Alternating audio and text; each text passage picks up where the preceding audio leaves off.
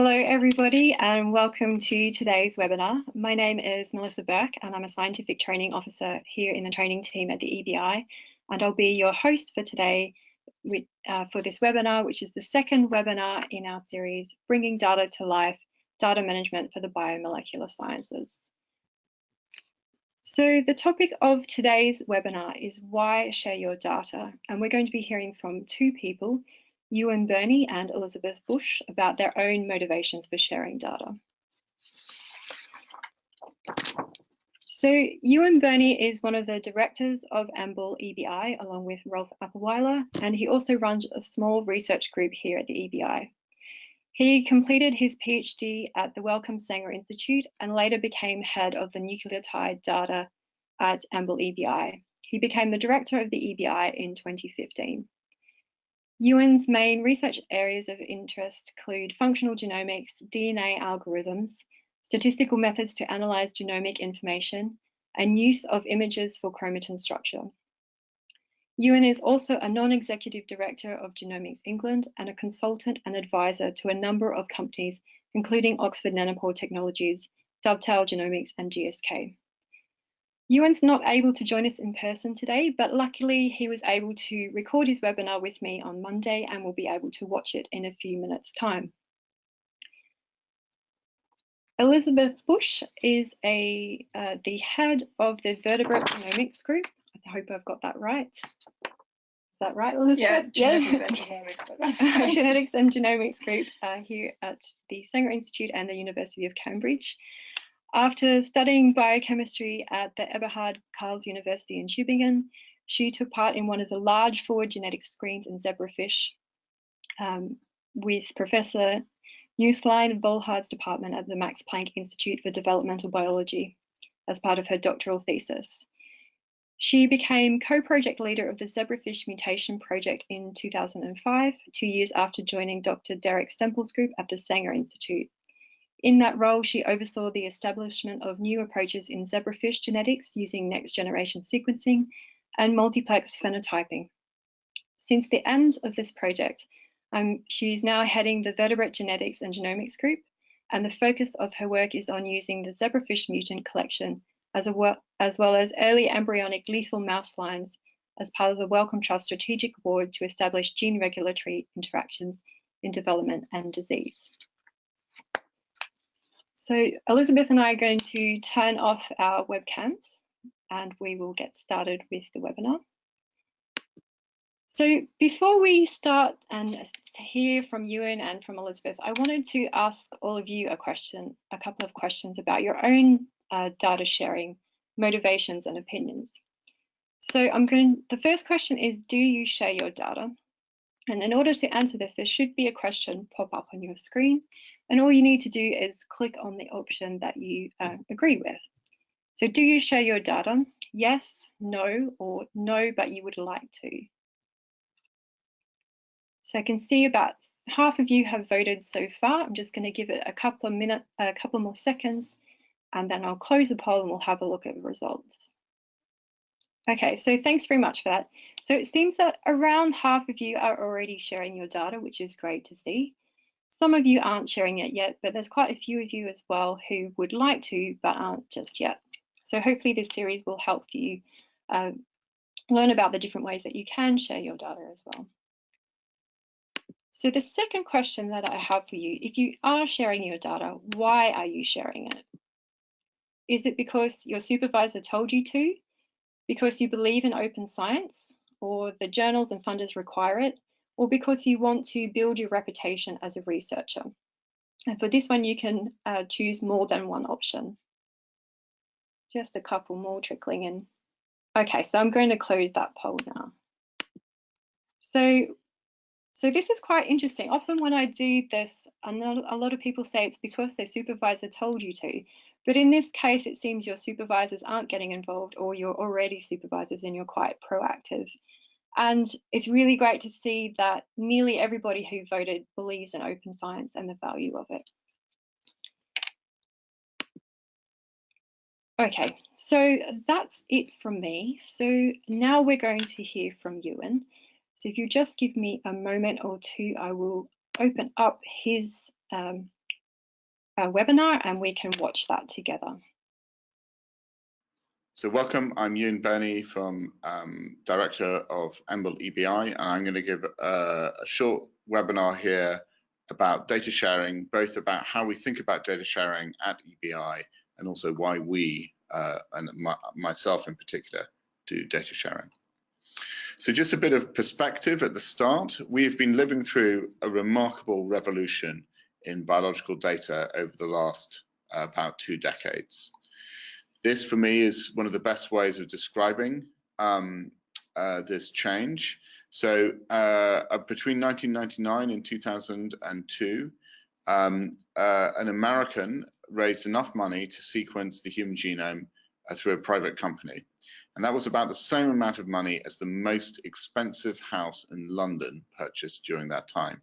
Now, this isn't a photo of that house in London. You're not actually allowed to take photos of it.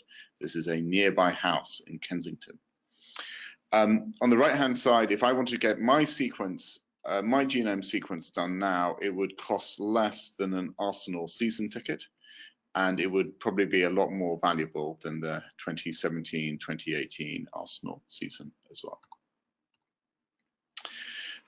Although we do the technology that drives DNA sequencing is there for human health principally.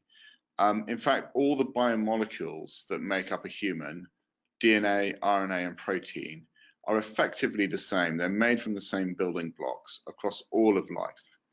So this technology, which is mainly driven by human health and human applications, is applicable to agriculture, to basic biology and understanding how basic organisms work and the way the living world happens, and ecology. And that's made biomolecular measurements so prevalent across the world for all sorts of applications. This is mainly DNA and RNA, but also increasingly proteins as well. And this means that we're focusing not just on human health, but also on delivering things to societal areas such as agriculture and the environment. The other big shift that's happened over the last 10 years has been a shift in imaging. So 2 different things have happened here in imaging. The first is that there have been new modalities in imaging. So in the top left is electron tomography, electron microscopes. This is where you use electrons rather than light to see structures, and this is very close to atomic scale, and you can average it to make atomic scale models. The middle panel shows an example of super resolution microscopy. This is a bunch of tricks where you trade resolution in time to gain resolution in space. And the bottom right is an example of an MRI scan where you're using a different modality, a magnetic resonance, to understand effectively where water is and how water is moving around a tissue. Now, as well as these different modalities, the other big shift has been the use of computers in 2 ways. So one is that all of these techniques need a computer to do the reconstruction. None of these things one can visualize just using your eye anymore. As a camera. You can't use your eye as a camera anymore. You need a computer. And the second thing is because of neural networks and the advances in AI and machine learning, we can take these images and make far more measurements from them rather than them just being qualitative aspects. And so it's become a much more quantitative science. And both DNA measurements and imaging measurements have both had a big impact on biological research. So previously, you mainly did things in the wet lab by manipulating physical things of molecules in different combinations, and you had quite simple readouts. But these days, as much of your science happens in the dry lab inside of a computer as it does in the wet lab. So this sets up what EMBL EBI is about. EMBL EBI is an institute focused on data science in molecular biology, and we have 2 components. I'll come on to that in a moment, 2 main things. So we're Europe's home for biological data services, research and training. We're a trusted provider for the life sciences. We spin at least 150 petabytes of storage. In fact, it's a little bit higher than this now. And we're a treaty organization, part of EMBL, the European Molecular Biology Laboratory, 600 members of staff from 60 nations. There are 6 sites of the European Molecular Biology Laboratory. We're headquartered in Heidelberg, Germany, and EBI is in Cambridge, UK, on the same campus as the Sanger Institute. And we have 5 different missions: to deliver excellent research, to deliver scientific services, train the next generation of scientists, engage with European industry, and coordinate bioinformatics in Europe. And it's this delivery of scientific services which is so important here. And here we provide an infrastructure. And like many infrastructures, you only really notice them when they don't work. So I did not really notice the underground, which I traveled on this morning. It just worked. I certainly don't worry about whether the electrical grid is working or not. I assume it's going to work every day. And in many ways, this data infrastructure underlying biology is something that EBI provides through its services. And life science is become a data-rich science where we need to capture many different data types. So we're rather like astronomy, in the same way that astronomers look at the sky and they have theories for how stars form and what are the different objects that they see in the sky. Those theories can't predict what a particular observation at a particular radio frequency is. In the same way, we have good theories in molecular biology, such as the theory of evolution, but that theory doesn't predict, for example, the human genome if we had the mouse genome. Instead, we need to observe the human genome and observe the mouse genome. Now, these observations happen because many scientists, perhaps some of you watching this webinar, donate your data on publication. And so a bedrock of how we understand life is through the accumulation of data from many, many different scientists around the world. This is iconically, the human genome is a great example of this. Much of the research that involves the human genome will download the reference genome and use different attributes of it. But it's not just about genomes, it's also about gene proteins and the expression of those genes, how they fold up, how they form protein sequences and how they fold up into macromolecular structures, their interactions, reactions, and pathways, and the small molecules involved in that. And the EBI has around 110 people at the EBI focus themselves on delivering this service infrastructure where we take data from around the world, we organize that data, and then we give this data back out to scientists, again, around the world. Now, you might be concerned about whether this is an achievable task. Can we actually handle the growth of DNA sequence data, mass spectroscopy data, and other data? And these are some plots which keep us up at night, but we can handle. It shows on the x-axis is the year, and on the y-axis is the number of bytes on a particular data type at the EBI. And notice the y-axis has a log scale. So every time we go up, we're going up by a 10-fold amount. It's not very practical to show these things on linear scales. And you can see both for DNA and for mass spectroscopy, there was a period when there was a sharp rise, doubling of the amount of data. We went 10-fold higher within a year sometimes of data. But more recently, this is leveled out. This is a combination of, these are just very high data volumes at the moment. And so there's a sort of natural business of it leveling out. And secondly, we have added in a lot more sophistication in data compression, in particular on DNA sequence. And so importantly, we can scale the growth of data production can be met by an appropriate piece of engineering in the storage of this data. And we serve the world. This is a snapshot of everybody on a particular day who was using our website. And you can see it's concentrated in Europe, unsurprisingly, as with the European Bioinformatics Institute, but we also are used across the world. Many people use us. These are some of the statistics that we have gathered over the years. Every day we serve up 27 million different requests. Here are some other ones with 70% of people in a survey agreed that EMBL EBI data services were essential to their research, and over 4 million articles are offered by Europe PMC and other things. Oops. And this business of aggregating data in one place truly saves people time and effort. So when we have surveyed users around the world, we have discovered that the people who use the data that have been aggregated at the EBI has reduced the cost of them finding data or exploring it. So EBI not only handles this data, but we are also a research group. These are the 13 odd researchers who work using the EBI. And this is just a subset of the research that they've done. I'm not going to take you through all of these different pieces, but lots of different pieces of computational research.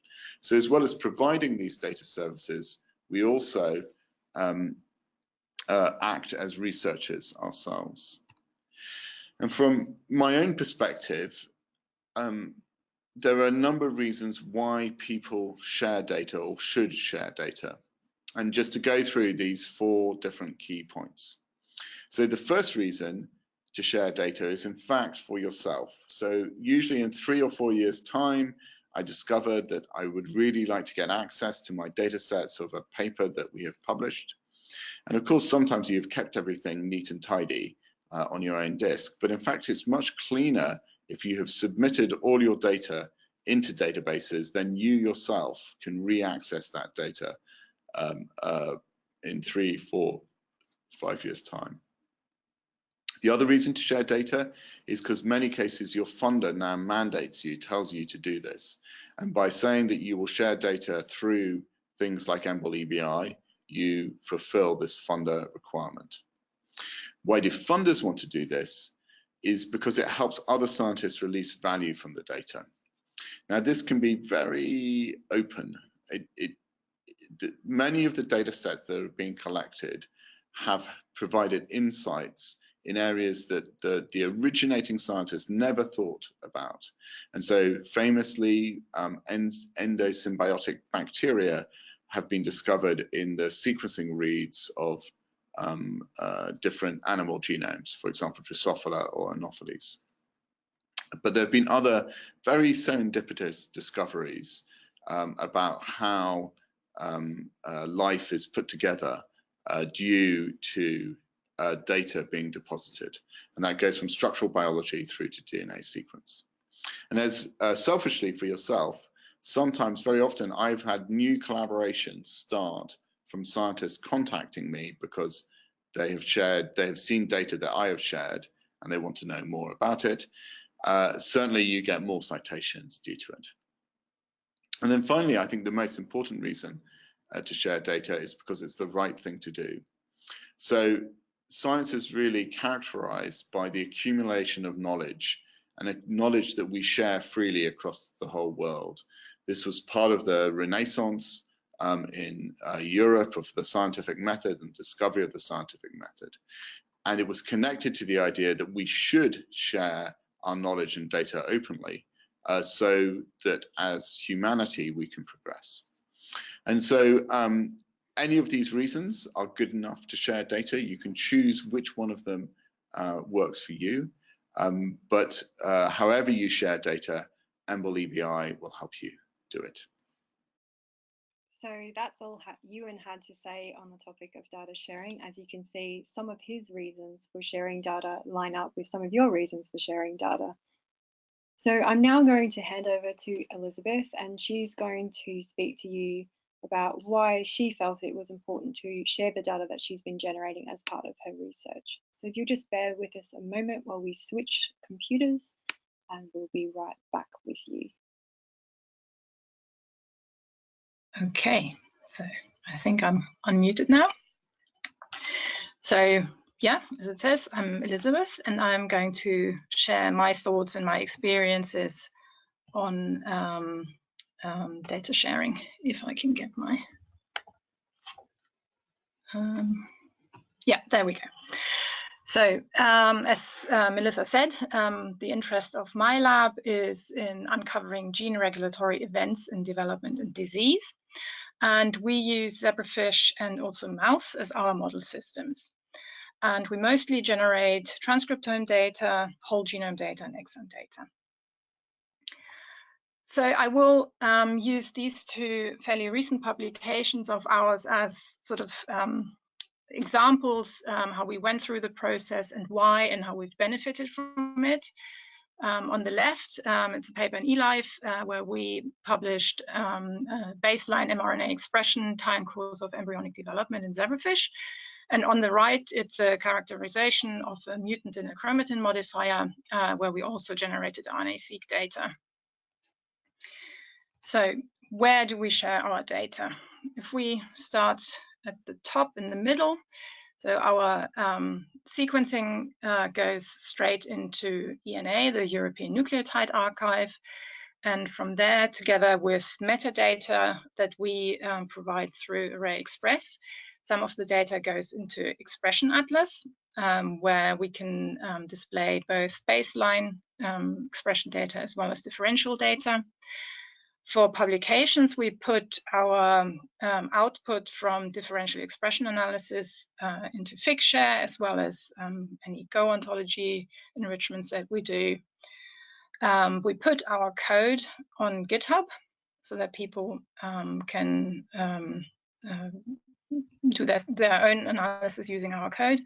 Then morphological phenotype data that we've produced on zebrafish, we put on the Wellcome Trust Sanger website that we have, but also in the top left corner in the Zebrafish Information Network database, which is specific to zebrafish data on mutants and all sorts of things. And then we also provide our data to Ensembl, both zebrafish and mouse data, where the people in Ensembl use them to improve the gene annotation. And we also provide our data to DanioCode, which is a group of people who collect ChIP-seq data, RNA-seq data, and so on in a track hub so that people can upload those tracks into genome browsers. And then finally, our mouse data go to the DNDD website. So essentially, there are two types of reasons for data sharing, and this is based on the benefits. So there's altruistic data sharing, where you're being nice to the scientific community, but there are also a lot of benefits for your own work, which I call selfish benefits. And I think those often are not that clear if you haven't shared your data yet, so I'll tell you a bit about those.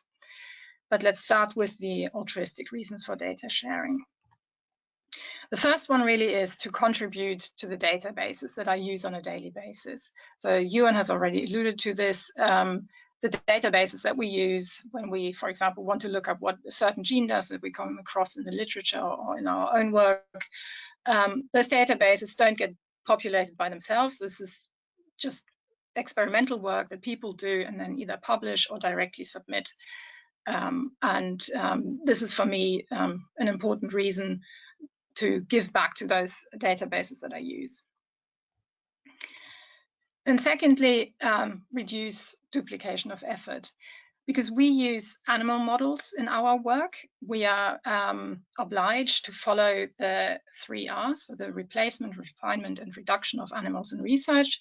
Therefore, if we generate data using zebrafish or mouse, we put the data out there so that other people can benefit from it and don't have to do the same experiments again using more animals.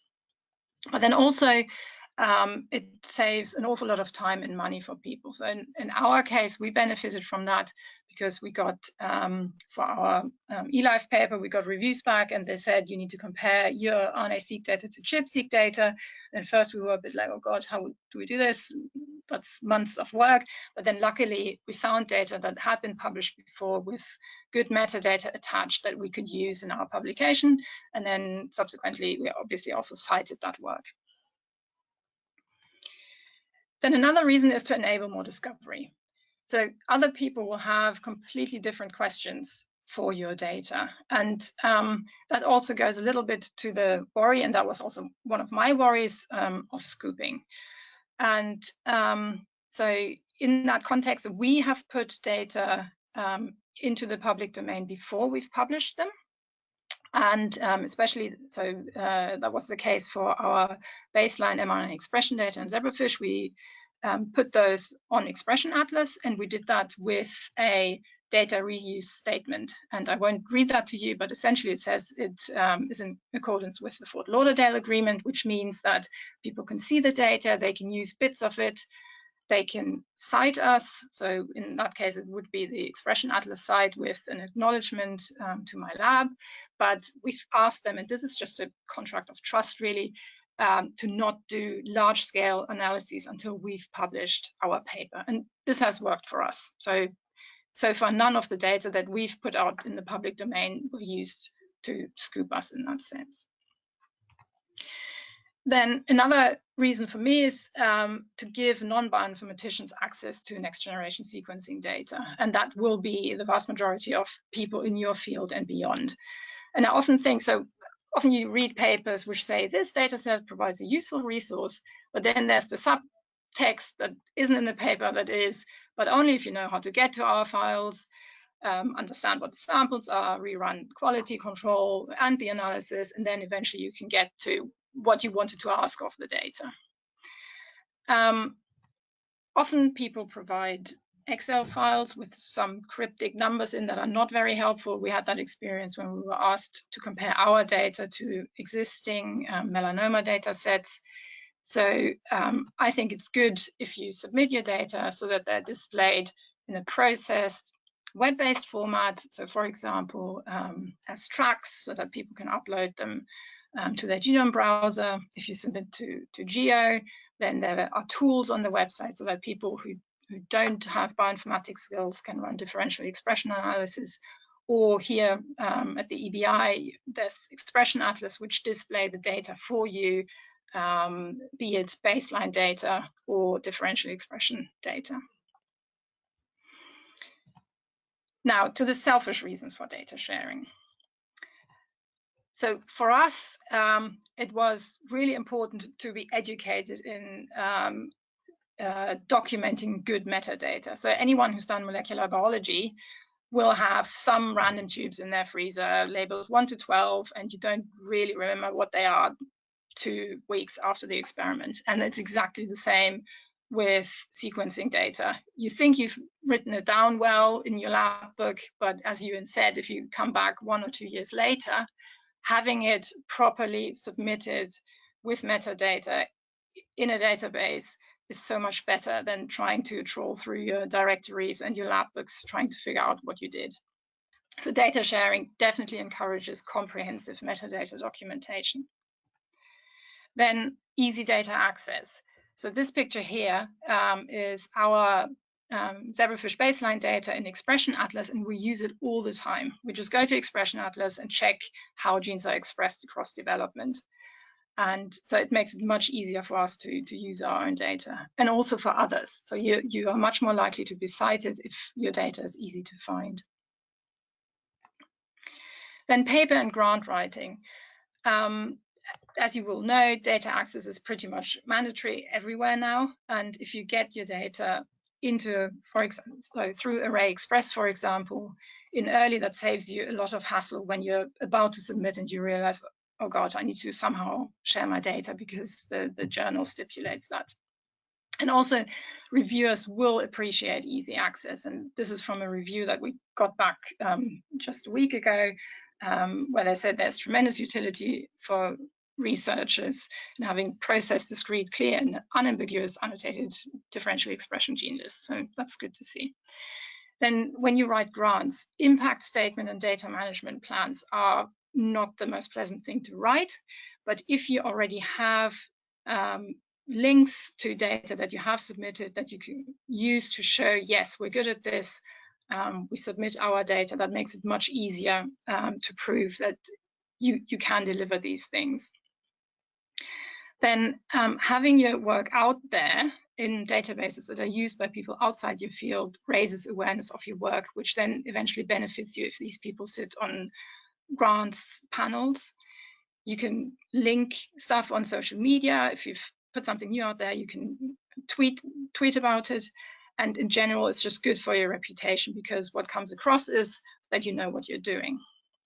And then just to finish on that, you will get very nice emails thanking you.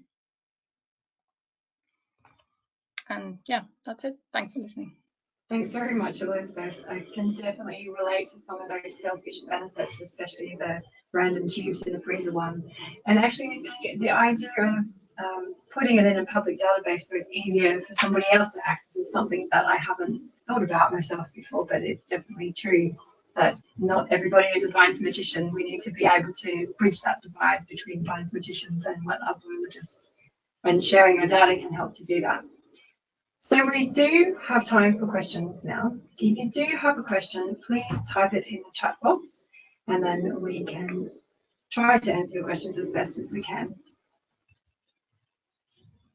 So I'm going to give you a minute or so to do that. While you do that, we did have one pre-submitted question, which was, are all of the funder and journal data sharing requirements realistic? Elizabeth, maybe you can comment on that with respect to your experience with the journals and their requirements for submitting your data. So, so far I felt that it is all very doable, what has been asked of us, because so we get a lot of help. So for example, if you go through Array Express or the tool Annotaire that they have here at the EBI, you actually get one-to-one help via email. So even if you're not necessarily a bioinformatician, it is very doable. I used to work for Array Express actually, so I can back that up. I was a curator and I was on the other end of the process, and my job was to help people. Everybody who works there is a trained biologist, and they really understand the biology, and their goal is just to help you get the most out of your data and to make sure it is as clearly explained as it can be.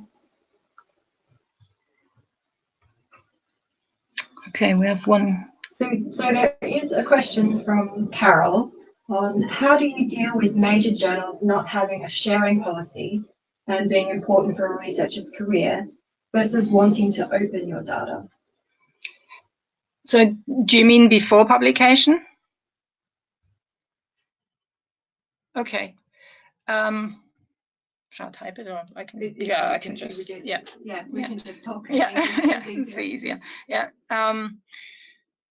So I haven't come across that yet, and I think there is a shift in attitude happening at the moment, because a lot of journals now accept preprints as well. So I would hope that it's only a couple more years, and that sort of attitude will decrease.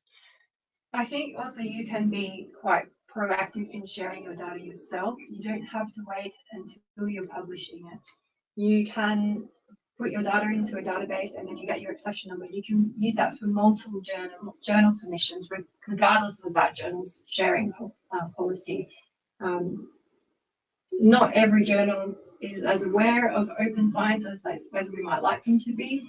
But I think as the scientific community, if they start seeing more people sharing their data, they'll be more familiar with it and more open to that as well. So this is quite a nice question. We get something along the lines of this quite often. So this question is from Ellen. How can we trust other scientists to cite us when we, for example, share our genome data before publishing our related paper? I think you just have to trust them in the end.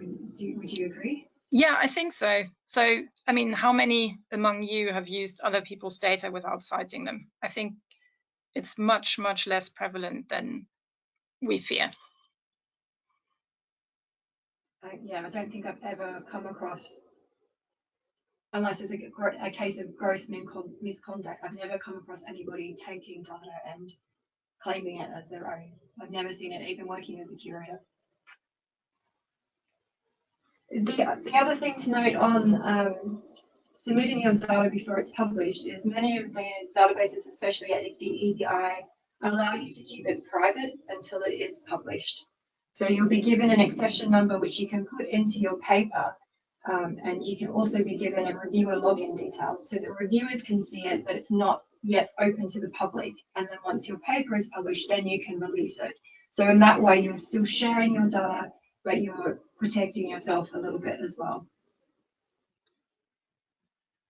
So there's a question from Jeff. What methods do you employ to encourage the use of FAIR principles? This is a little bit of a tricky question to answer because I think it depends on which context do you mean. Do you mean at the EBI in general, or do you mean from a personal perspective? The EBI in general. Well, I'll have a go at answering this, but I can only speak from my experience as a curator with Array Express, and as Elizabeth mentioned, they have a data submission tool there called Annotate. And this tool really works you through the process and has a number of things in place to ensure that you are making your data findable, accessible, interoperable, and reproducible. So, for example, it is suggesting ontology terms that you can use to annotate your data. They look at the structure of the data and the format of the data that you're submitting with. And the way that it is tagged and labeled with keywords makes it more searchable as well. We will come on to FAIR principles and standards later on in this series. So I'm going to leave that question there for now and let people who know a little bit more about it answer it in a later webinar. Okay, it doesn't look like there are any other questions. Elizabeth, if you could just switch to the next slide for me. So that's all we have to share with you today. The next webinar in the series will be next Thursday at 2 p.m. British time. And in that one, we'll be looking at what happens to your data after you submit it.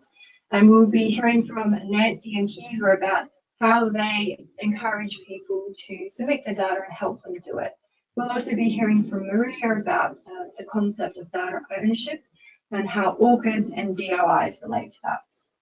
Finally, just a quick reminder to please fill in the feedback survey that will pop up on your screen when I close this webinar.